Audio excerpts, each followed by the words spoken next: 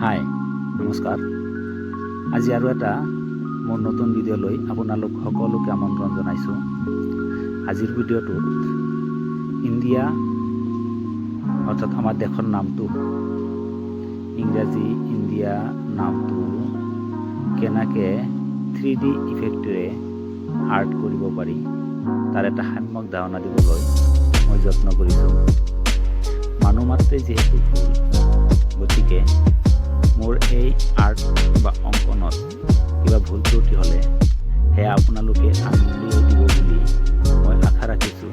আৰু লগতে পৰৱৰ্তী সময়ত মই নতুন ভিডিঅ' এটা বনাওঁতে তাৰ প্ৰতি মই লক্ষ্য ৰাখিম বুলি আপোনালোকক কথা দিলোঁ বা যত্ন কৰিম।